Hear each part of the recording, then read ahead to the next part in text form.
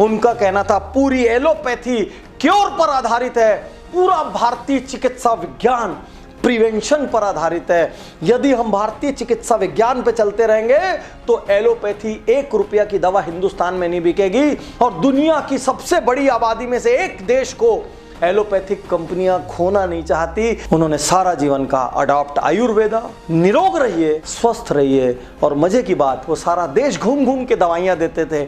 जहां उनके भाषण होते थे बाहर भी दवाइयों का एक स्टॉल लगा रहता था, जहां पर कभी कभी लागत से भी कम मूल्य पे और कभी कभी तो फ्री में दवाइयां मिलती थी। राजीव दीक्षित का दूसरा सबसे बड़ा नारा जिससे सारी दुनिया हिल गई, यूज स्वदेशी। स्वदेशी आंदोलन, भारत बचाओ आंदोलन, स्वाभिमान आंदोलन, ये जितने आंदोलन थे ये एक चीज पे फोकस करते थे, इंडियन खाओ, इंडियन पहनो। ये मानते थे इंडिया में हर गांव एक देश है, हर शहर एक राष्ट्र है, हर घर अपने आप में एक देश है। क्योंकि इंडिया का घर ऐसा घर होता है जहां पर एक महिला चरखे पे सूत काट के अपना कपड़ा बुन सकती, जहां पर उसी के खेत में फसल बो के उस फसल को वो साल भर खा सकता है, जहां पर वो 4 गाय पालता है और 4 गाय के दूध, दही, घी, पनीर से वो अपने आप को हेल्दी रख सकता है। उनका कहना था वेस्टर्न लोग कभी इंडिया का मुकाबला कर ही नहीं सकते क्योंकि वो अलग अलग चीजों के लिए अलग अलग पे आधारित हैं। वो अपनी मिट्टी का लेप कर सकता है पूरी बॉडी में,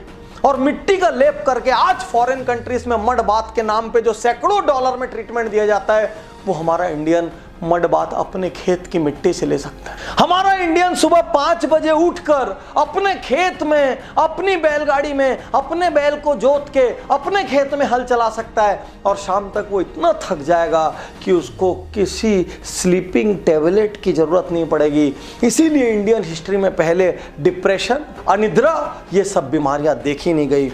उनका कहना था कि धीरे धीरे करके वेस्टर्न इकोनॉमी इंडियन इकोनॉमीज को वेस्टर्नाइज करने का कुचक्र रच रही है ताकि इंडियन सेल्फ सस्टेनेबिलिटी का जो मॉडल है इस सिद्धांत से बाहर निकल के वो हम पर आश्रित हो जाए। इस कुचक्र के खिलाफ राजीव दीक्षित ने आंदोलन छेड़ा। राजीव दीक्षित ने कहा use science wisely, don't follow western culture blindly.